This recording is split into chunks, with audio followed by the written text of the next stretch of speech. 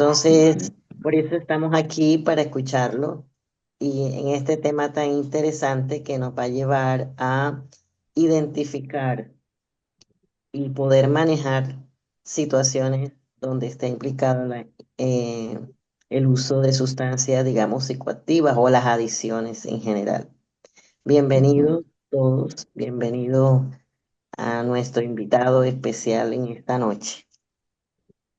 Bueno, muchas gracias, doña Carmen, por la invitación y a todo el grupo, pues un saludo muy especial. Bueno, doctor, vamos a hacer una breve oración. Vamos a poner en las manos del Señor este momento que para nosotros es muy importante porque nuestra misión es con los jóvenes y en general con el pueblo, pues con la población más vulnerable. Entonces, sí es muy importante el tema para nosotros, entonces queremos ponerlo en manos de Dios y de la Santísima Virgen. Entonces, vamos a Ujú. comenzar en el nombre del Padre, del Hijo, del Espíritu Santo. Amén. Dios te salve María, llena eres de gracia, el Señor es contigo. Bendita tú eres entre todas las mujeres y bendito es el fruto de tu vientre, Jesús. Santa María, Madre de Dios, ruega por nosotros pecadores, ahora y en la Ahora hora y de en la hora nuestra de nuestra muerte. muerte. Amén. Amén. María, auxilio de los cristianos, Rogar por rogar nosotros, por por nosotros. nosotros. En el nombre del Padre, del Hijo, del Espíritu Santo. Amén. Procedo entonces a presentar a nuestro invitado especial de hoy. Entonces, hoy nos acompaña el doctor Elkin Serna. Él se formó como psicólogo en la institución universitaria de Envigado y desde la graduación ejerció la psicología clínica en Rehumanizar, una clínica especializada en el manejo de pacientes con algún tipo de adicciones. Desde hace 10 años atiende en consulta particular.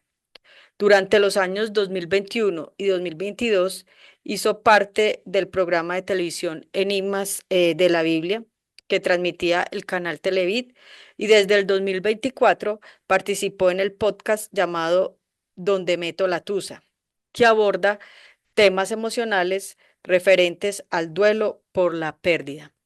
Pues él tiene amplia experiencia en este tema de las adicciones. Le damos la más cordial de la bienvenida y pues le damos la palabra al doctor. La mecánica va a ser la siguiente. Él lo va a hacer en forma de conversatorio. Sin embargo, hacia el final, lo importante es escucharlo a él como especialista y que nos dé como todo ese contenido para que nosotros podamos identificar en nosotros y en otras personas el porqué de las adicciones. Y hacia el final de la charla podemos anotar las preguntas o inquietudes que tengamos en el chat de la reunión, ahí está disponible para todos, o pues les daremos la señal para que levanten la mano y puedan hacer sus preguntas. Bienvenidos a todos y adelante, doctor. Bueno, buenas noches a todos. Muchas gracias a la Asociación de Salesianos Colaboradores y en especialmente a Mónica por la invitación que me hacen. Pues nada, hablar de este tema para mí es muy fascinante. Como vos lo decías en la reseña, yo llevo más de 10 años trabajando con pacientes con algún tipo de adicción y la experiencia ha sido muy enriquecedora, pues porque finalmente detrás de toda adicción se esconde un ser humano que sufre. Entonces, poderse acercar como a esa realidad y entenderla, pues ha sido una aventura muy fascinante de la cual he disfrutado, he trabajado y obviamente también se ha sufrido porque de la mano pues de estas situaciones muchas familias padecen y digamos las adicciones cuando llegan a esos puntos tan críticos donde hay una alta dependencia o unas conductas como no tan sanas, pues obviamente causan un dolor muy profundo en la familia de la persona que la sufre, pero bueno, también vamos a tratar de entender que una adicción también habla de una estructura familiar. Entonces, Mónica, ¿quién nos ayuda entonces para que empecemos con el videíto? Como que quiero mostrarles un video como para ilustrar un poquito la charla. Ujú.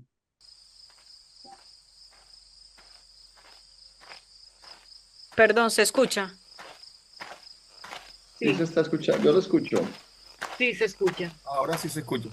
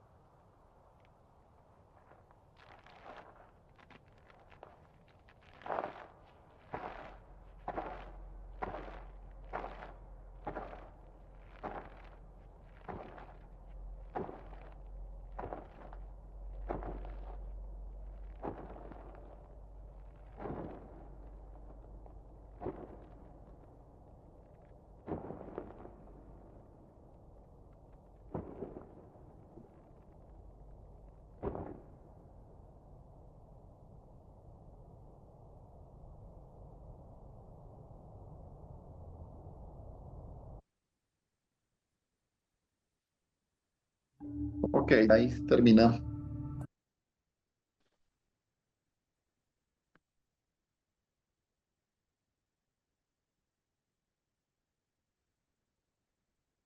Bueno, entonces, ¿me escuchan? ¿Me alguien? Sí, doctor, lo escuchamos. Oye, bueno, entonces he querido iniciar esta charla con este video para ilustrar las etapas del consumo que van desde la curiosidad, al consumo, a la compulsión, a la adicción y finalmente a la dependencia. Digamos, esas podríamos señalar como las etapas del consumo. Y también lo que pasa como en el sujeto adicto o consumidor, que es un camino de la luz a la oscuridad, del placer al dolor y de la libertad a la esclavitud. Ujú. Aunque la propuesta que hicimos para esta charla no era hablar necesariamente del consumo, porque de consumo y de sustancias, pues podríamos decir que es más fácil hablar, se puede conocer más de sustancias. Uno puede investigar mucho en las redes acerca del tipo de sustancias. Eh, Hemos querido enfocar esta charla más bien eh, a lo que pasa en las personas adictas. Eh, digamos, la adicción eh, tiene que ver con una estructura de la personalidad. Ujú.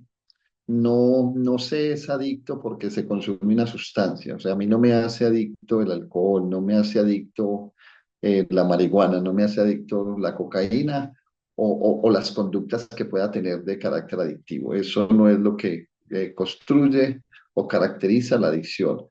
La adicción, lo que la característica son ciertas características en la personalidad que parten de lo obsesivo compulsivo en primera instancia.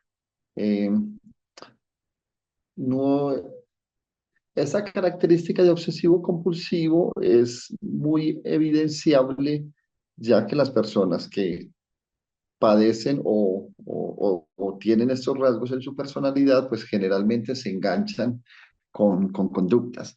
Y digamos, lo podemos visualizar desde los niños pequeños, estamos hablando aquí para padres y para profesores en los niños pequeños, cuando hay, digamos, esas conductas de las pantallas, pues podríamos mencionarlo como algo más contemporáneo, digamos, permanecer largo tiempo en una pantalla, los consumos de alimentos, eh, eh, los, las actividades, o sea, las actividades que se vuelven como muy repetitivas y que para un chico es muy difícil obtener, digamos, satisfacción si está por fuera de esas actividades.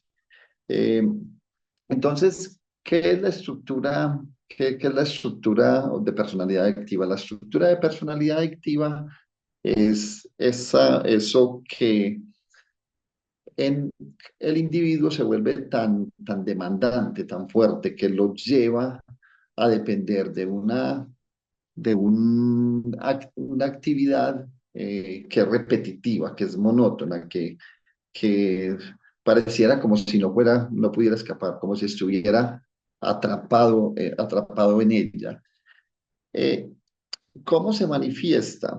Digamos, lo que tratamos de entender más como la personalidad adictiva nos sirve para entender que esto es mucho más amplio que las sustancias. Las manifestaciones de la personalidad adictiva se pueden dar, pues, en principio con sustancias, que es lo que más conocemos, pero esto puede ser sustancias legales o ilegales. Digamos, los fármacos muchas veces se constituyen en una manera de representarse la adicción. Hay pastillas para dormir, pastillas para el dolor, eh, muchos medicamentos a los cuales las personas se vuelven dependientes, se vuelven dependientes a un Dolex, a una aspirina, y sienten que, digamos, solo su bienestar o van a estar bien si tienen esa sustancia. Y las sustancias ilegales, estamos hablando de pues la cocaína, todas las benzodiazepinas, todas las sustancias de diseño como son las pepas, lo que se conoce como también como los papeles, como los ácidos, o sea, infinidad de drogas. Pues tenemos que tener presente que en la contemporaneidad el consumo de sustancias tiene una prevalencia muy alta dentro de la sociedad. Entonces, se están desarrollando mucho tipo de sustancias y permanentemente están apareciendo en el mercado sustancias que son sintetizadas a partir de productos químicos.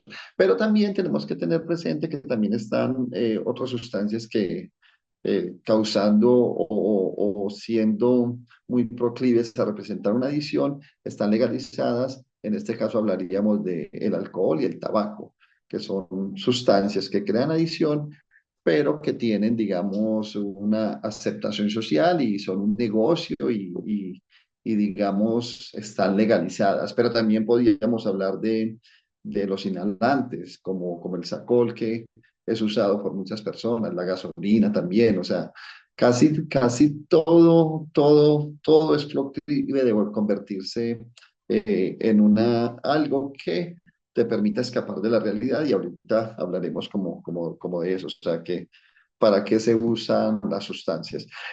Pero entonces también otra forma de que se representen las adicciones, o sea, la personalidad adictiva, son las conductas. Ujú. Y hay infinidad de conductas. Una de las que se conoce y es como más común es la ludopatía, que es esta adicción al juego, a los casinos o pues a los juegos de azar. Y ahora hay, digamos, una tendencia muy grande hacia esta adicción porque las redes, la tecnología y las redes sociales facilitan mucho o hacen que haya mucha prevalencia de este tipo de conductas porque hay muchas páginas dedicadas a las apuestas en línea que llaman. Entonces, eso hace también que muchos jóvenes estén buscando ahí, pues en principio como una alternativa económica, pero realmente lo que terminan atrapados es en algo que les produce un placer momentáneo porque crea esa sensación de vértigo y de vacío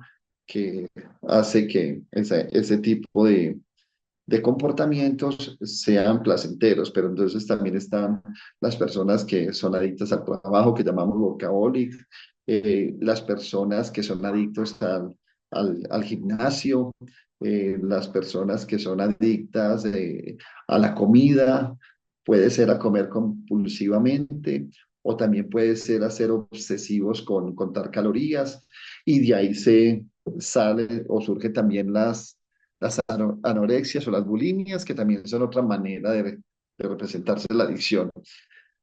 Pero también hay una, y digamos esta es la que nos va a dar un poquito más de estructura de entender que es una adicción, es la adicción a personas, que eso es, la conocemos pues en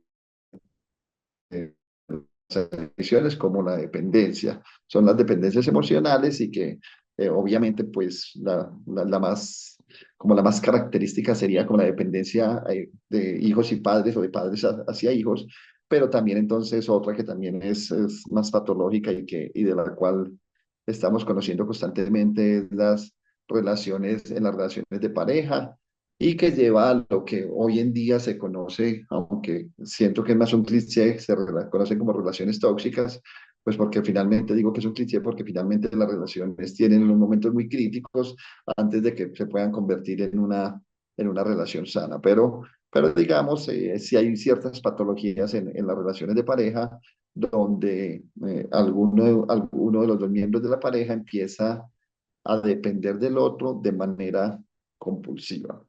Entonces digo que esta es muy interesante, la adicción o la codependencia es muy interesante porque esto tiene que ver con el inicio de esa estructura de personalidad adictiva. Estamos hablando que nosotros los humanos somos eh, por ciertas características de la naturaleza que yo creo que no serían tan fáciles de explicar. Somos la única especie eh, que depende los primeros años de su vida de otra persona para lograr su supervivencia. Y estamos hablando, digamos que la mayoría de los animales, de los seres vivos, pronto de que salen del vientre de su madre o del cascarón de un huevo, de acuerdo a la especie que estemos hablando, empiezan una autonomía, una vida autónoma. En tanto que el ser humano depende totalmente de sus padres, pues digamos, en una totalidad de hasta 15 16 17 años, pero una patología como las que vemos en algunas personas en esta época, pues hasta los 30 40 años se quedan en la casa de sus padres, entonces dependiendo. Entonces, digamos, en esta primera etapa lo que se desarrolla son los apegos. Seguramente habrán escuchado en redes sociales cuando hablan de apego, que el apego evitativo, que el apego ambivalente, que el apego seguro y digamos eso está ahí también las redes lo han convertido como en un tema como de cliché, donde no se entiende el sentido profundo de lo que el apego significa.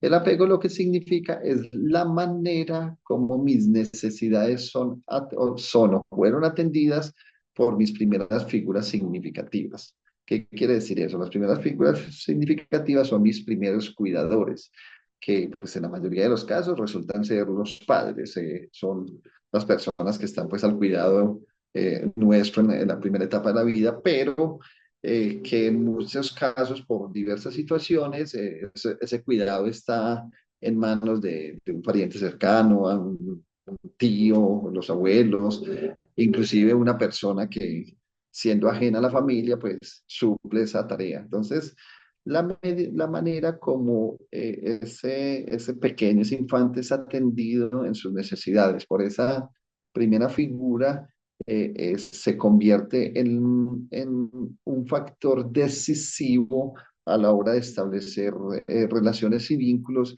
ya siendo una persona adulta. Entonces, de ahí podríamos determinar que las personas que tienen, el que tiene apego seguro, estamos hablando de un niño que recibió atención y una lectura muy acertada de sus padres acerca de sus necesidades, digamos, la manera como los niños comunican sus necesidades a través, a través del llanto. Y las mamás, digamos, cuando están muy conectadas con ese proceso de crianza y conocen profundamente a sus hijos, pues entonces saben identificar si el llanto es de hambre, si el llanto es porque se poposeó y hay que cambiar los pañales, o si el llanto es simplemente porque está intentando dormirse. Entonces, una mamá que es muy atenta y muy conocedora de su hijo es capaz de identificar eh, ese llanto, a qué se refiere y satisfacer esa necesidad. Entonces, ese tipo de relaciones, esos niños que crecen con la mamá, con esas características, pues obviamente desarrollan un apego seguro donde se sienten protegidos. Esto también tiene un lado oscuro, o sea que al sentirse tan protegidos también se pueden convertir en personas muy demandantes. Pero entonces, para, digamos, entender un poquito la personalidad adictiva, vamos a hablar más de la persona con apego inseguro. Y la persona con apego inseguro es entonces todo lo contrario, es aquel bebé que sus necesidades no fueron atendidas como de manera oportuna y entonces tuvieron que desarrollar estrategias diferentes para poder como capturar la atención de sus padres o de la figura de cuidado. Y digamos, eso ya va dando una imagen porque entonces en la adicción, digamos, podemos hablar de un llamado eh, que busca obtener atención. Ujú. Quiero dejar claro que cuando yo nombro cosas de las estructuras de adicción, no, pues uno nombra cuando hace este tipo de charlas como generalidades. Cada caso particular, pues, perdón, cada caso se ve de manera particular, porque no en todos los casos de adicción hay un grito desesperado de atención.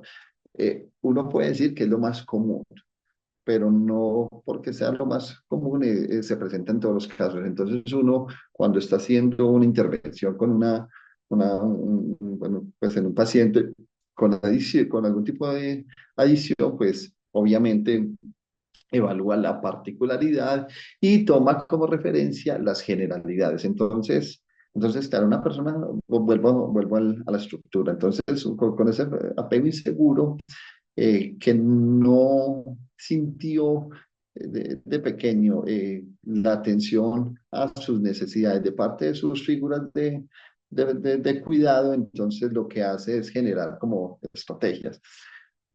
Lo otro que empieza a sentir esta persona insegura es que, que tiene un apego inseguro, es que no tiene valor para sus seres queridos y sus cuidadores, que obviamente son las primeras figuras de amor, o sea, son las figuras de amor. Entonces, empieza a darse un sentido de lo que yo significo para la persona que me debe amar, que me debe cuidar. Entonces, si yo no tengo esa atención, si yo no tengo ese cuidado y si no tengo ese amor, pues entonces lo primero, lo que llego a incorporar en mi vida es que yo no soy digno de amor, no soy un objeto de amor. Entonces, cuando tenga la oportunidad, cuando crezca, lo que voy a buscar es autodestruirme, autodestruirme. Porque al no ser un objeto de amor, no soy alguien valioso, no me considero algo valioso. Ahora, también quiero hacer una claridad para los padres, porque yo creo que eso también puede presentarse para una ambigüedad, porque es muy común, digamos, el tema de las adicciones hoy en día es muy común, y ahorita hablaremos también un poquito como de los niveles de adicción. Eh, y es muy común que los padres tendamos a responsabilizarnos por las adicciones de nuestros hijos, y cuando se escuchan estas charlas, entonces uno piensa que, claro, empieza a dudar de la manera como uno vivió, realizó ese proceso de crianza. Pero aquí estamos hablando más de lo que el infante interpreta, no del cuidado de los padres.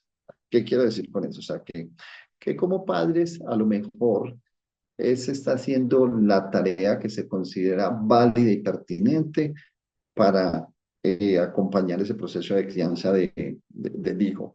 Pero para el hijo, en su interpretación, muchas veces hay una diferencia, y el hijo no interpreta necesariamente lo que el padre da como el padre lo da, sino que lo interpreta de acuerdo a otras necesidades, que ya esas necesidades son, digámoslo de alguna manera, más trascendentes, más espirituales. Hay algo más profundo en el ser de cada individuo que conecta de una manera particular con el cuidado o la atención de los padres. Entonces, lo que para un padre puede ser significativo, puede ser un acto de amor, para un hijo puede ser un acto de rechazo. Uh-huh.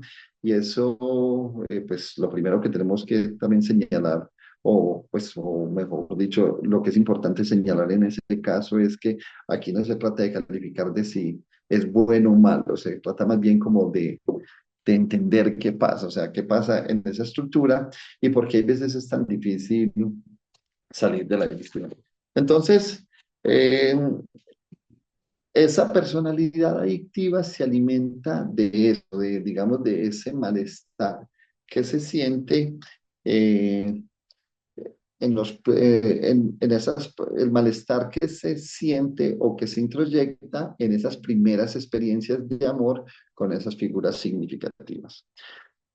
Ahora, ¿cómo podemos reconocer que hay una personalidad adictiva?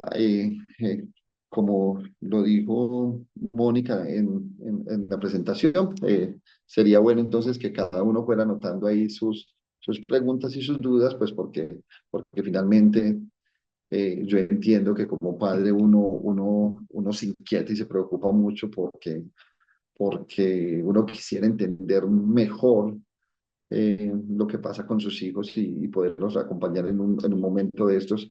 Y además que el mayor riesgo de las adicciones es en la adolescencia. Y la adolescencia es una etapa muy complicada, pues porque los chicos en la adolescencia, o cada uno de nosotros cuando hemos pasado por esa etapa de la vida, lo que estamos buscando es una identidad, y hay veces esa identidad, o sea, queremos que sea todo menos nuestros padres. O sea, la adolescencia una época por naturaleza que lo que busca es separarme, es poderme separar de mis padres, o sea, de las imágenes y las representaciones de mis padres para yo poder construir mis propias imágenes. Entonces, hay veces acompañar en ese momento no resulta tan fácil. Entonces, ¿cómo puedo reconocer esa? Entonces, les decía hace un rato que una característica muy grande de la personalidad adictiva es lo obsesivo compulsivo. Ujú. ¿Qué es lo obsesivo? Lo obsesivo es una idea que no, que no desaparece, ujú, y que por el contrario genera nuevas ideas.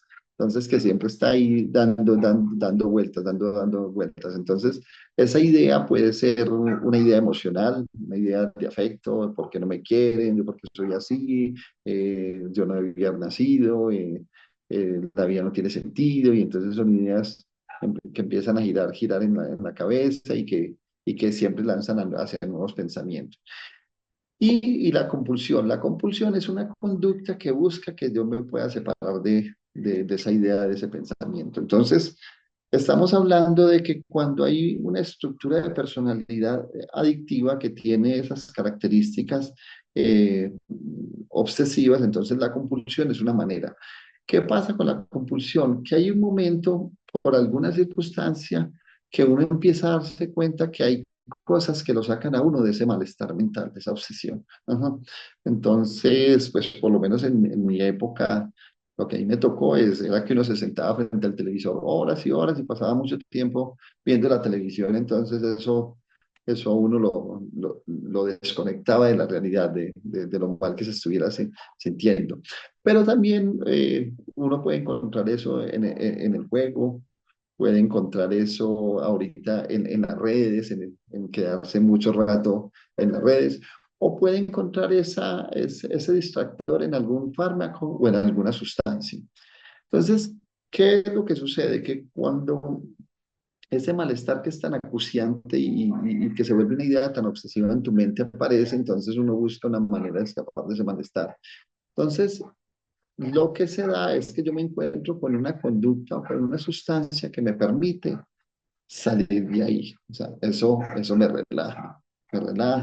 lleva a la calma, me lleva a la tranquilidad, entonces empiezo a generar un aprendizaje.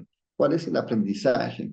Que eso es como la primera etapa, lo que veíamos en el pollito. La primera etapa es como esa curiosidad, o sea, carajo, ¿será que esto sí será bueno? ¿Será que esto me sirve?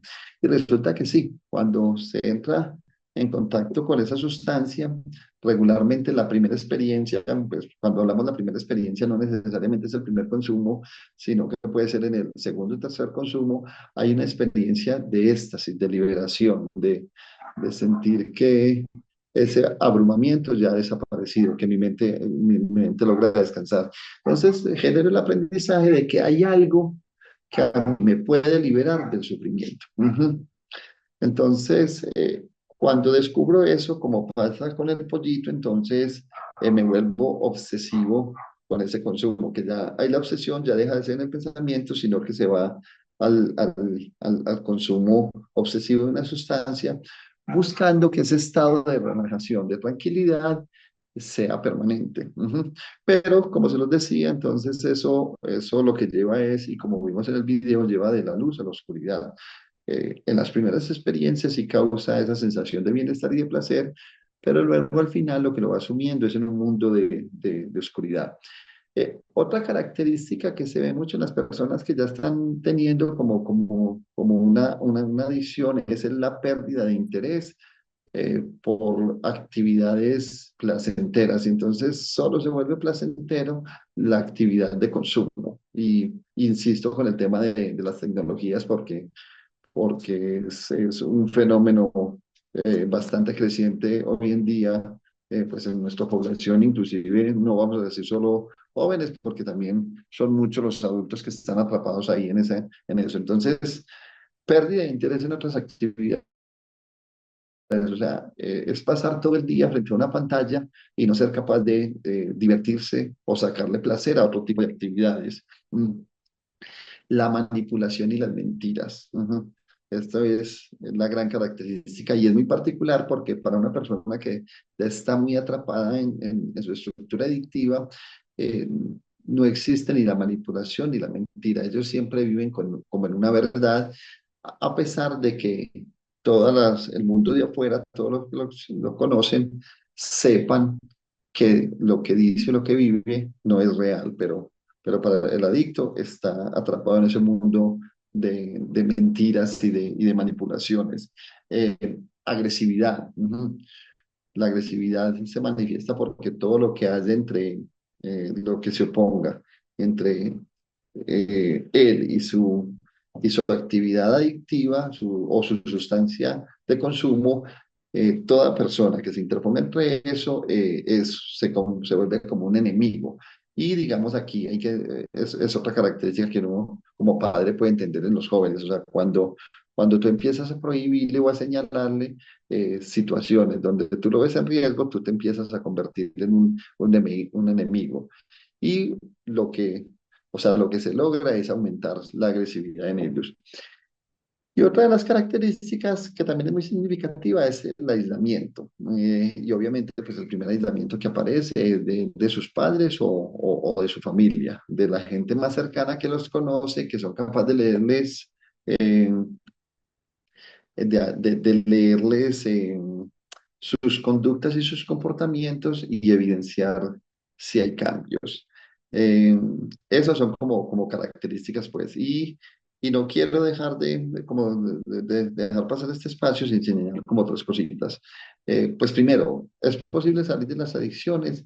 Sí, pero digamos el trabajo con adictos es siempre muy complejo, es un trabajo muy complejo y digamos para los que tienen cierta obsesión con el logro resulta frustrante. Digamos en mi experiencia yo he aprendido a reconocer también como que los tiempos de cada persona y saber que muchas veces una persona que entraba en una adicción tiene que irse muy al fondo de ella para poder experimentar un real deseo de cambio. Pero también, digamos, hay maneras como esos cambios se pueden digamos, presionar. Hay centros de adicción, hay terapias, hay toxicología, hay muchos caminos. Digamos, lo que yo siempre recomiendo es que no dejen de explorar, o sea, como que busquen alternativas, los grupos de apoyo, permiten pues como hacer esos acompañamientos. Eh, También hay como una pregunta como muy común y es si hay adicciones buenas. Y digamos, quienes trabajamos con el tema de las adicciones, como sabemos, ok, se me pasaba algo. Entonces, como la adicción es una estructura de la personalidad, es una estructura bastante sólida, es una estructura que no desaparece. Ujú. Lo que sucede, digamos, en los procesos de recuperación es que la persona logra entender la persona que tiene adicta, tiene mucha adherencia hacia una sustancia o hacia una conducta, logra entender que esa actividad ya es esclavizante y que no es beneficiosa para su vida, entonces es capaz de hacer un cambio. Pero como la estructura sigue funcionando, o sea, la estructura no desaparece, entonces generalmente esa adición muta. Y entonces ahí podríamos pensar en que hay adiciones buenas, o sea, hay adiciones al café, hay adiciones a la lectura, adicciones a la bicicleta, los deportes ahora están como muy de moda y se están convirtiendo en herramientas que permiten hacer una transición desde una adicción que cause daño y cause dolor a una adicción más sana, como pues el running, la bicicleta, el pádel, muchas actividades físicas, el gimnasio, también hay, digamos, a la lectura, al café, a la Coca-Cola, que digamos representan un peligro menor para el estado mental. Entonces, digamos, ahí uno podría decir que sería una adicción más sana, aunque realmente lo que se busca con un proceso que realmente conlleva mucho tiempo es que la persona deje de depender de algo externo de él para estar tranquilo y encuentre dentro de su propio ser algo que le dé tranquilidad y ahí hablaríamos, pues, como digamos, el camino idóneo para la sanación de una de una adicción tiene que ver con la espiritualidad. Y finalmente, eh, quisiera señalar algo que siempre es la pregunta que yo me hago cuando estoy frente a un paciente que está atrapado en alguna adicción, que es alguna persona con una estructura adictiva bastante fuerte que está atrapado en alguna de estas tres líneas, o sustancias, o conductas, o personas que están atrapadas. Entonces yo siempre me pregunto qué sostiene en esa persona eh, la adicción. Porque, digamos, la dependencia física a las sustancias es algo que desaparece muy rápido. Digamos, uno se desacostumbra. Si uno tiene un acostumbramiento a una actividad compulsiva, adictiva, que sea compulsiva, no está acostumbrado, uno puede, digamos, dejar de practicarla, dejar de vivirla y durante 15, 20 días usted ya no la necesita. Pero hay un sustrato emocional que es el que me lleva a eso. Entonces, lo que siempre sostiene una adicción es un tema emocional. O sea, hay algo dentro de la emoción, dentro del aprendizaje de las emociones de ese sujeto que le hace ser muy proclive a depender de algún tipo de sustancia. Y recuerden que, como se lo señalé, ese tema emocional tiene mucho que ver en cómo se desarrolla ese vínculo en la primera etapa de la vida.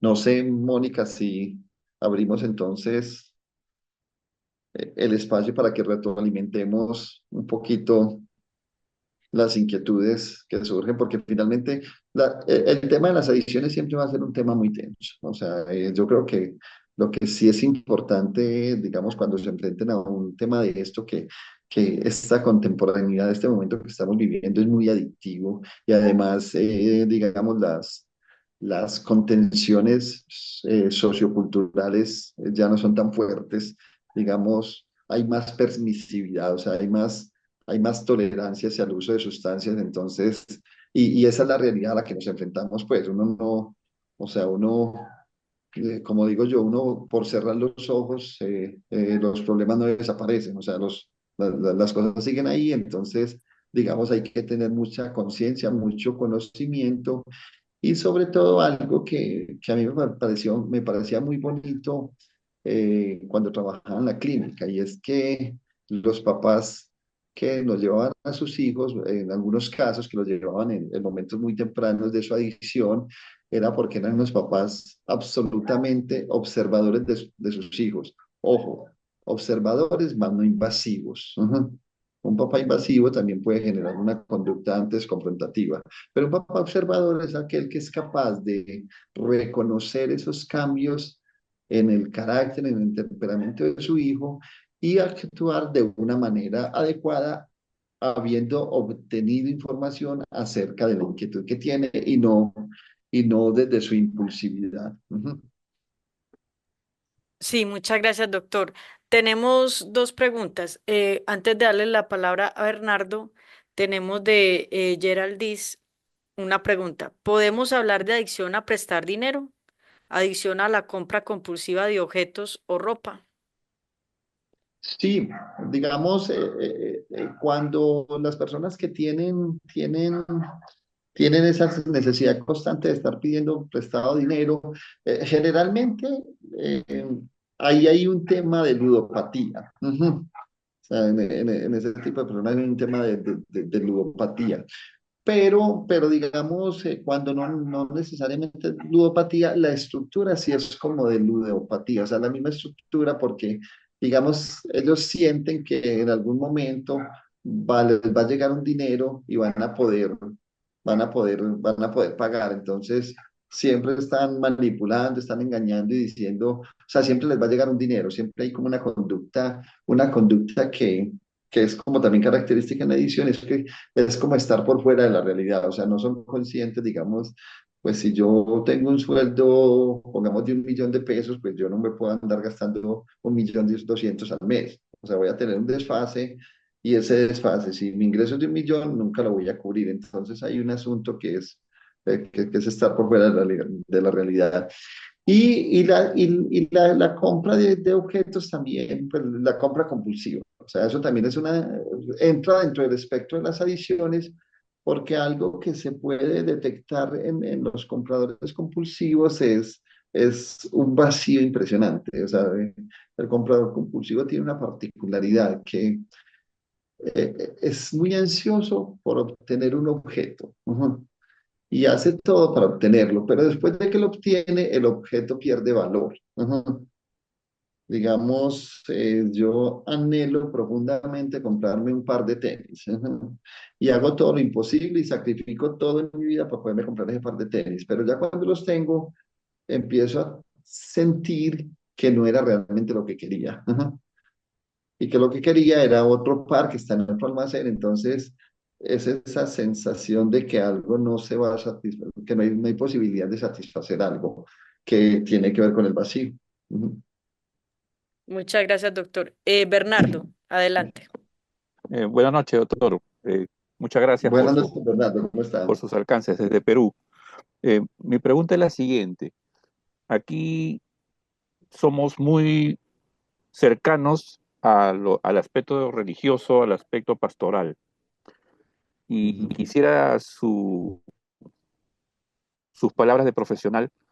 ¿Qué recomendación daría usted para poder saber qué límite no cruzar? Porque hay personas que pueden confundir su fe, su religión, como un aspecto mágico frente a una situación que evidentemente no va a tener ningún eco. Pero si usted nos da una dirección en ese sentido, nos ayudaría mucho. Pues mira, Bernardo, interesante pregunta porque también les decía yo al final que, digamos, en las adicciones hay un tema espiritual muy profundo. O sea, ahí digamos, quien le ayudó, los creadores de Alcohólicos Anónimos son dos personajes americanos que son conocidos como Billy y Bob. Y digamos, quienes les ayudó un poquito a entender qué pasaba en las adicciones es un teórico suizo que se llama Carl Gustav Jung, que les dio la posibilidad como de abrirse a un conocimiento, y era que en toda adicción había una búsqueda espiritual profunda.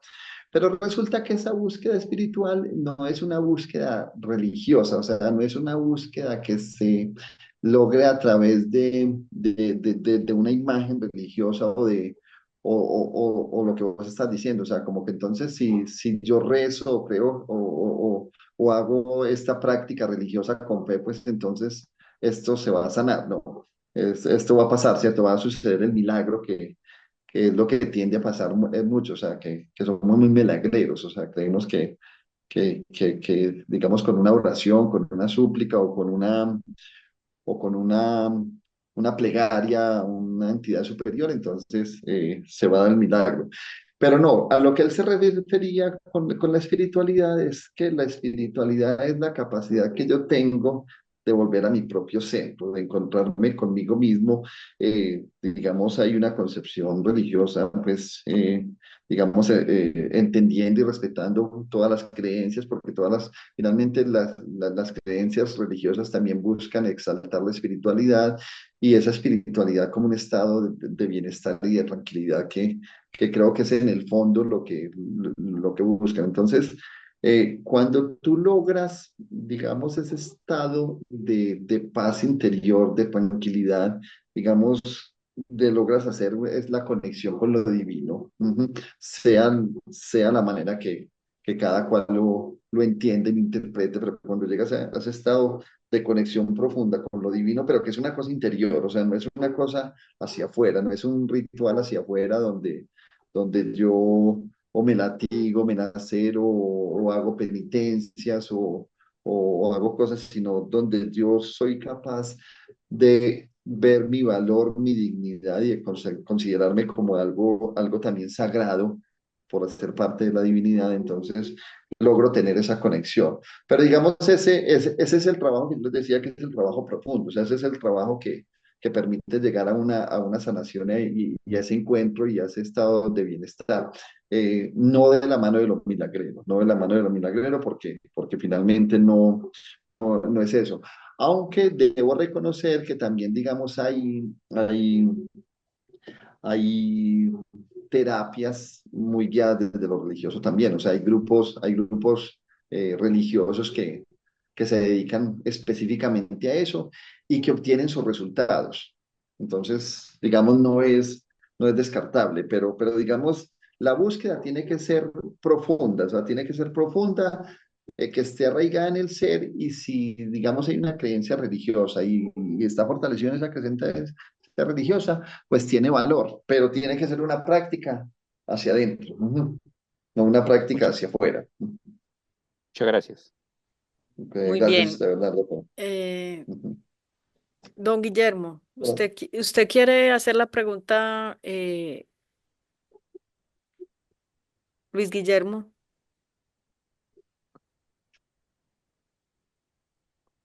Bueno, Luis Hola, Guillermo, muy buenas sí, noches a todos sí, y todas. Buenas Bueno, noches. agradeciéndole mucho al doctor por esta charla tan interesante y tan oportuna. Quisiera hacerle pues entonces dos preguntas ya que me ceden la palabra.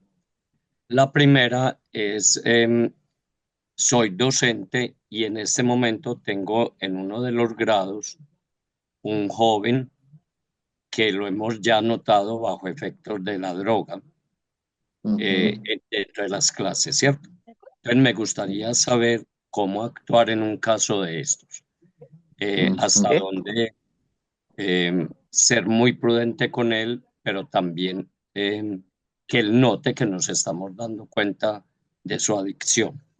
Y la Ujú. segunda pregunta, ya como en la institución, ¿cómo hacer para ser más preventivos antes que curativos de este tipo de situaciones? Muchas gracias. Pues mira, Guillermo, digamos cuando se está ya, se ha desarrollado un proceso de adicciones, es lo que yo les decía hace rato, hay veces intervenir en las adicciones es muy complejo porque es como un proceso de caída, o sea, como que, o sea, ya se empezó el proceso de adicción y eso tiene que llegar a lo que llamaríamos un fondo, pero no necesariamente el fondo tiene que ser pues, los fondos dramáticos que nos imaginamos, pues como la indigencia de estar en la calle, sino que hasta que llegue a una situación donde realmente para el chico, la persona que esté consumiendo, sea significativo. ¿Qué hacer con un chico de estos? O sea, realmente como desde la intervención es muy complicado porque lo que principalmente necesita un proceso de recuperación es que haya voluntad en la persona adicta. Eh, o sea, más bien te diría, ¿qué le sirve? ¿Qué le sirve a un chico de eso? O sea, digamos, si hay la suficiente confianza, si digamos, eh, te ve como par, o sea, te ve como igual, o reconoce en ti una autoridad que para él pueda ser valiosa, pues sería muy valioso que te acercaras a él, que le pusieras en evidencia, que le señalaras que te estás dando cuenta de la situación en la que estás muy preocupado. Y una cosa que es muy importante porque finalmente es uno de los elementos también críticos dentro de la adicción es no juzgarlo, o sea, no decirle que está mal, que va por un mal camino, que va a echar su vida al traste, porque realmente para una persona que está consumiendo, esas cosas no tienen sentido. O sea, que tú le digas eso, no, carece de sentido. Antes lo que genera es repulsión y malestar. Entonces, más bien es decirle, venga, ¿cómo te puedo acompañar? ¿En qué te puedo ayudar? ¿En qué situaciones sientes que estás viviendo? ¿Quieres que tengamos un diálogo con tus padres? ¿Buscamos alguna alternativa? ¿Cómo puedo acompañarte en este momento? Porque también, y lo que yo les decía hace rato, las adicciones es muy complicado porque hay que mirarlo caso por caso, porque también puede ser entonces una falta de amor y de reconocimiento. O sea, digamos, puede que en su ambiente familiar haya ciertas situaciones que resulten complejas y dolorosas, entonces que no esté sabiendo tramitarlo. ¿Qué edad más o menos tiene el chico, Guillermo? ¿De qué edad es? 12, 13 años. Ok, y está en un momento muy crítico, lo que yo les decía ahorita, que finalmente la adolescencia es como es una época de confrontación, y hay veces las sustancias es una manera de mostrarle a los papás que ya no se es un niño. O sea, siendo un niño, porque un chico de 12 años todavía es un niño, entonces, pero uno en esa edad, pues yo creo que a todos nos pasó, pues yo el primero, o sea, que en esa edad yo también quería demostrarle a mis padres que, o sea, que yo ya no era el niño y que yo ya era independiente, entonces uno busca como ese tipo de mecanismos. Entonces, lo que te digo, la mejor manera es, es definitivamente acercarse con amor y sin juzgarlo y tratar de propiciarle un espacio de confianza para que se sienta tranquilo, para que pueda hablar del tema y para que pueda conocer. Y digamos, en lo preventivo, también se los decía ahorita, o sea, este momento de la sociedad es un momento muy crítico en el tema de sustancias porque los mecanismos de contención no son tan fuertes. Yo recuerdo que en mi época, bueno, por allá a principios de los 80, digamos, la sanción social que había para los consumidores de sustancias, no de licor. Por eso yo consumí licor, porque el licor estaba bien. Ajá. O sea, el licor no tenía sanción social, pero no consumí ninguna de las otras sustancias. O sea, yo no caí ni consumí marihuana, ni de cocaína, ni, ni, ni de, ni de químicos, porque eso tenía mayor sanción social y a nosotros nos, digamos, desde la publicidad, desde lo que se hablaba en la casa, desde lo que la sociedad decía, nos generaron ciertos mecanismos que creaban, digamos, una prevención frente a la sustancia y yo no quería convertirme en el marihuana, pues nunca quise ser el marihuanero de la cuadra, entonces, qué susto, porque era muy desdeñable. Entonces,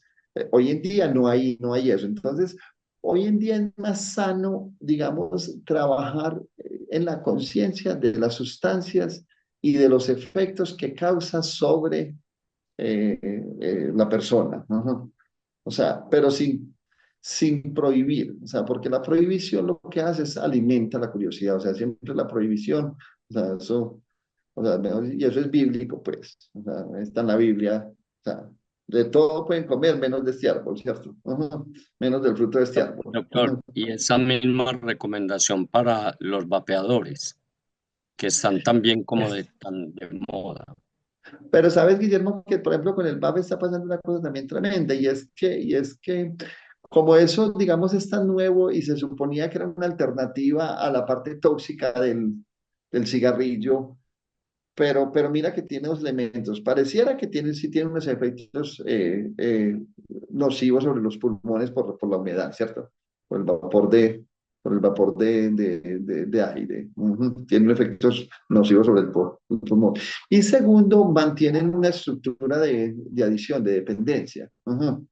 Pero vuelvo al punto. Entonces, como eso no tiene sanción social, como es permitido, ujú, entonces, en lo que se tiene que trabajar es en mostrarles consecuencias, o sea, ¿qué está pasando? O sea, cómo se destruyen proyectos de vida, cómo causa enfermedad.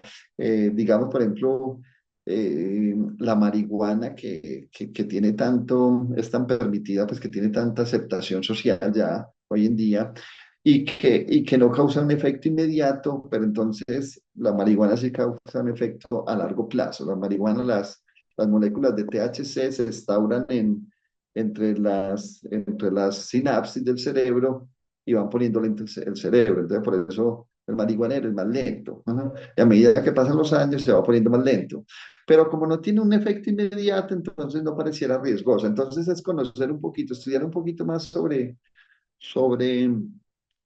los efectos de las sustancias y poderlos transmitir. O sea, como que el colegio debería, digamos, ocuparse mucho en eso y sobre todo más, digamos, a los padres habría que educarlos un poquito más en no juzgar. O sea, en no juzgar, sino acompañar y digamos, crearles una conciencia más como de autovaloración a sus hijos. Pero el colegio yo creo que sí se podría ocupar mucho de mostrar efectos de la sustancia, o sea, como que eso sí sería más, o sea, generaría más Conciencia. barreras, más limitantes que prohibir, porque prohibir, insisto, lo que hace es incentivar. Ujú. Muchas gracias, me quedó muy claro. Vale, a usted, Guillermo, por la pregunta. Amable. Doctor, aquí hay una pregunta que dice, ¿qué hacer con una persona que sea adicto a la mentira, teniendo en Mm, cuenta que mm. es muy peligrosa, ya que generalmente el que miente roba y, bueno, y dice el que roba mata, en fin? Esa pregunta la hace Bueno, Maricel. yo la vi por ahí y me pareció muy curiosa porque es que la mentira tiene una cosa muy particular. Yo les dije ahorita que digamos, los adictos nunca mienten porque ellos viven en una verdad paralela. Ajá. Entonces, digamos, ustedes decirle a un adicto que está mintiendo, o sea, pues, eso usted hace contra un muro. Lo que uno tiene que hacer es siempre ponerlo en evidencia. Ajá. Pero ponerlo en evidencia no desde el juicio, sino desde herramientas. O sea, digamos, lo que yo hago con los pacientes es obtener mucha información. O sea, las primeras consultas yo con los pacientes obtengo información. Y después empiezo a ponerlos, digamos, a que enfrenten sus conductas y su, y su día a día con la adicción y a ponerles en evidencia con toda la información que me han dado, o sea, cómo lo que ellos sostienen como real y verdadero, no, o sea, ellos mismos caen en incoherencia. Entonces, digamos, hay una cosa que dice ahí que, digamos, ya se vuelve muy compleja y es cuando tú calificas a una persona que miente, cuando le dices al que miente roba, creo que eso es muy moral. Ajá.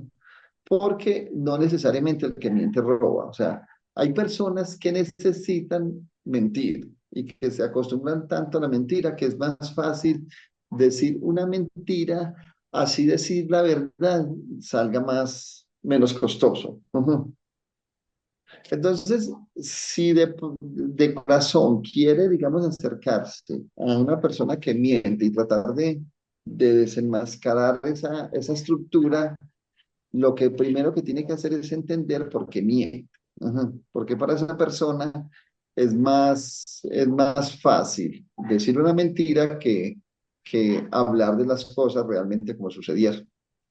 Pero para eso se tiene que liberar de ese juicio moral, porque si ya le pone el juicio moral, pues entonces no le está dando la oportunidad al otro de que sea a través de esa manera que tiene de enfrentar su realidad. Sí, Hay, por acá hay una pregunta de Pedro Boom. sí. Dice, sabemos que vivimos en una sociedad desenfrenada en cuanto al consumo. ¿Es posible que las Ujú. grandes corporaciones económicas y tecnológicas manipulen y dirijan algún tipo de adicción a un sector específico de la sociedad de acuerdo a sus Claro. intereses económicos, digámoslo así? Claro, pues yo creo que esto les va a hacer mucho sentido. O sea, hay un fenómeno adictivo ahorita que pareciera que no es que no parece tan evidente, pero que está muy presente en nuestros hogares. Son las series de televisión. Ajá. O Ujú. sea, las estructuras de las series de Netflix, de todos los canales que emiten series, son estructuras adictivas. Ajá. O sea, están hechas para que usted quede atrapado en ellas. Ajá. Entonces, claro que los hay. Digamos, por ejemplo, el man macabro, que es el del microtráfico, o sea, eso está dirigido, eso es una corporación. Lo que pasa es que uno no es una corporación pues en una persona, es una corporación y por eso se les llama microtráfico, o sea, porque son pequeños grupos de un negocio grande y están dirigidos a eso. La publicidad está dirigida a eso, o sea, usted sería más feliz si tuviera tal cosa, ajá. Su vida cambiaría si consumiera tal producto, ajá. Usted tendría una vida amorosa más, más, más segura si usara tal o cual desodorante o tal y cual loción. Entonces, efectivamente, sí, sí, sí, es muy cierto. Lo que pasa es que uno como papá tiene que también crear y aprender a los hijos, enseñarles a los hijos a que sean críticos. Pero resulta que enseñarle a un hijo que sea crítico tiene una cosa muy compleja en nuestra sociedad, porque entonces uno le enseña a un hijo que sea crítico y cuando lo comprenda uno, y cuando ese aprendizaje crítico lo utiliza contra uno, uno lo manda a callar. Ujú. Entonces, no se dejen engañar afuera del mundo de afuera, pero a mí no me refute nada. Doctor, yo le tenía una pregunta. Nosotros que A ver, bueno. trabajamos pues, en educación y en formación, entonces todas las iniciativas que tengamos con los jóvenes que los lleven a una sana autoestima, digámoslo Ujú. así, y que los lleven a reconocer sus emociones y pues en nuestro caso vivir esa espiritualidad cristiana de una manera pues que sea liberadora desde su ser interno. Todo lo que hagamos pues desde esa óptica conviene para los jóvenes y para que ellos eviten, digamos, esa adicción. Ujú. Es como Pues una mira, pregunta. sí, pero coincide mucho con lo que todos los que trabajamos en adicciones pensamos, o sea, como que el colegio, pues, o esa etapa de formación en la que pasa uno como chico, pasa, pues, a todos hemos pasado por ahí también igual, pues, no nos puede olvidar que somos, por ahí pasamos en algún momento de nuestra vida, entonces, o sea, digamos, uno pasa en el colegio, o sea, en mi época 11 años, pero ahorita digamos, en esa formación básica se pasan casi 13 14 15 años, ¿cierto? Casi desde recién nacidos están asistiendo. Y todos coincidimos en eso, o sea, como que la educación debería tener programas que ayudaran a, a- a la autoestima, a ese reconocimiento de sí mismo, de aceptación, de valoración y al manejo de las emociones. O sea, las emociones son la cosa más complicada que hay porque las emociones son muy difíciles de entender porque estamos tristes y nos enojamos, porque estamos enojados y nos aislamos. O sea, no somos capaces de nombrar nuestras emociones como son, entonces siempre las estamos distorsionando. Entonces hace mucha falta. Y la espiritualidad, que también debería ser un tema, lo que pasa es que desafortunadamente, y no como una crítica, sino digamos como una falla en el sistema educativo, o sea, la espiritualidad se volvió, o sea, es religiosidad, no espiritualidad, o sea, digamos, nos enseñan más de la ley que inclusive es muy curioso porque Jesús, o sea, estaba más molesto con los maestros de la ley que con otros, o sea, él quería era que enseñaran, o sea, que se viviera en el amor y que se viviera en fraternidad y no la ley, o sea, no era la ley lo que le interesaba, pero digamos, la educación religiosa se centró mucho más en la ley que en el amor. Entonces, si esa espiritualidad fuera capaz de abordar más el amor que la ley, yo creo que sería también muy enriquecedora dentro del proceso. O sea, me parece que esos tres elementos son fundamentales. Y si los espacios académicos, digamos, como una iniciativa propia, lograran incorporar eso dentro de su enseñanza, dentro de su pedagogía, yo creo que sería un gran hit porque realmente, y sobre todo el tema de las emociones es fundamental, o sea, las emociones es el gran coco de todos los seres humanos hasta que uno aprende a relacionarse con ellas, hasta que uno aprende a entenderlas y sobre todo que uno aprende a aceptarlas, a reconocer que hacen parte de la vida del individuo y que la única manera es entrar en contacto con ella para no ser víctima de esos impulsos que nos genera. Doctor, y una cosita que se me había quedado por fuera, aparte de la autoestima, el manejo de las emociones, de esa espiritualidad, el servicio a los demás. Pero el servicio a los demás no como otro tipo de adicción, pues, o desde el ego, sino, No, eh, como codependencia. es exacto, Ujú. sino el servicio a los demás como algo desde el amor, pues, que sea algo auténtico, que se haga es más como buscando.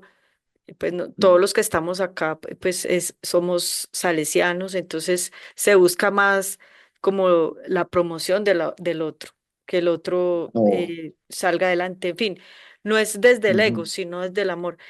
Eso también podría, esa persona que está en esa adicción, al sentir que puede servir a otra persona o propiciar esos espacios donde él le sirva a otras personas, juegue con niños, haga actividades pues con otras personas, también le podría ayudar a salir de esa adicción o no, o lo metería en otro tipo de adicción. Pues, pues mira, Moni, a ver, recuérdate que yo te dije que la edición no desaparece porque es una estructura de personalidad. Entonces, digamos, uno la coloca en algún lado y sí, puede convertirse en algo como una edición, pero mira la belleza de esto. O sea, el programa más efectivo en el manejo del alcoholismo se llama Alcohólicos Anónimos. O sea, digamos, nadie sabe tanto de alcoholismo como Alcohólicos Anónimos. Ellos tienen un programa súper estructurado que ya va a cumplir 100 años. Eso fue funcionado en el 38 del siglo pasado y ya va a cumplir 100 años, siendo la institución más grande a nivel mundial, la que más presencia tiene en todos los lugares del mundo y que diariamente acoge a cientos y cientos de personas que quieren dejar la adicción.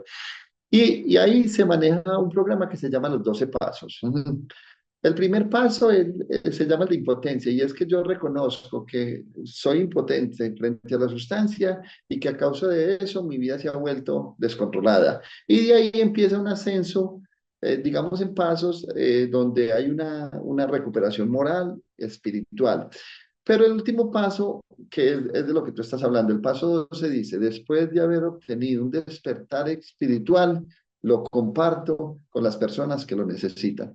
O sea, de lo que tú estás hablando. Ajá. O sea, el servicio al otro siempre va a ser la cosa más bonita que uno pueda ofrecer en la vida, porque cuando yo soy capaz de servir, o sea, yo soy capaz de reconocer, salir de mi egocentrismo. Puede, o sea, es posible que haya un ego en el servicio, es posible, pero cuando yo soy capaz de servir, me salgo de mi egocentrismo. O sea, la única persona que necesita ayuda no solamente soy yo, que eso es muy importante para los adictos, porque los adictos son muy víctimas. O sea, ellos creen que se lo merecen todo por su problemático o porque les ha ido mal en la vida.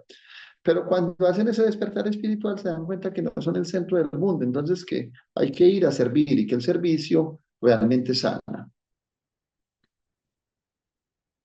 Listo. Por acá tenemos, yo creo que una última pregunta, la de Jair, que dice, ¿cuáles serían las diferencias entre la adicción y los hábitos constantes, más allá de ser buenos o malos?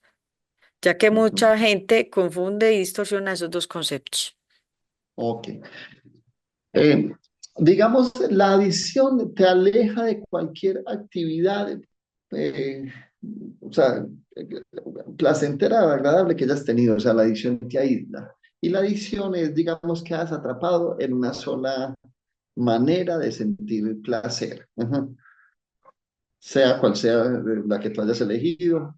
Esa es la adicción. Los hábitos son una maravilla. Yo soy defensor de los hábitos. O sea, la vida está llena de hábitos y yo creo que si uno respeta sus hábitos, si uno respeta sus tiempos, si uno respeta sus ritmos, digamos, uno tiene una vida, digamos, más ordenada, pues a los que nos gusta pensarlo desde esa perspectiva.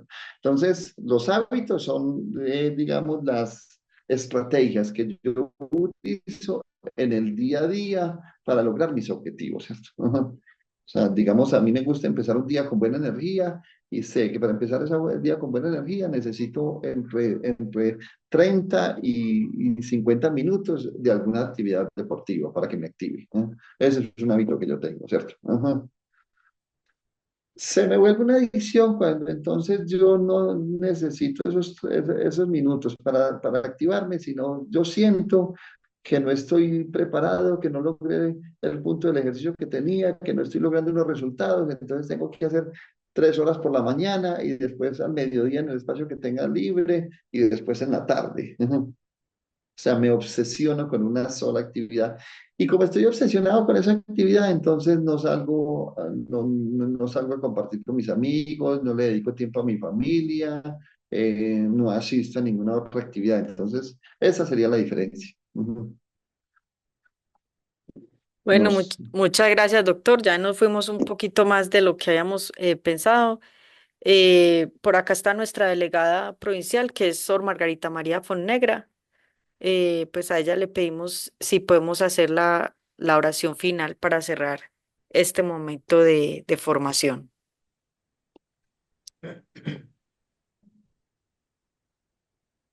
Eh, Buenas noches, doctor. Buenas Buenas noches, noches hermana. a todos los que estamos. Sabemos que estamos porque somos conscientes de la importancia del tema y de lo difícil de la realidad, pero igual también sabemos que nosotros solos no somos capaces de salir adelante con tratando de batallar cada una de esas dificultades. Por eso esta noche yo primero le agradezco una charla muy interesante, muy puntual, muy precisa, muy oportuna. Y segundo, los invito a que pidamos el don de la sabiduría y del discernimiento. Digámosle al Espíritu Santo que Él sabe cuánta necesidad tenemos de saber discernir y de ser sabios en las decisiones que hemos de tomar. Que Él nos ayude. Tú decías al inicio que no siempre se logra mm, sacar adelante a la persona que está ahí viviendo esa realidad. Entonces, digámosle al Espíritu que nos dé sabiduría y discernimiento y que nos dé la capacidad de acompañar, porque en la medida que acompañamos, estamos tratando de sanar y salvar. Espíritu Santo, ilumínanos y santifícanos todos. Espíritu Santo, Ilumínanos. ilumínanos y santifícanos. Y que la Virgen, que es nuestra Madre y nuestra Reina, sea la que nos acompañe en cada uno de los pasos que hemos de dar. En el nombre del Padre, y del Hijo, y del Espíritu Santo. Amén. Buenas Bueno, noches. yo les agradezco entonces por la atención y les deseo una muy feliz noche a todos y bueno, y muchos éxitos en este proyecto.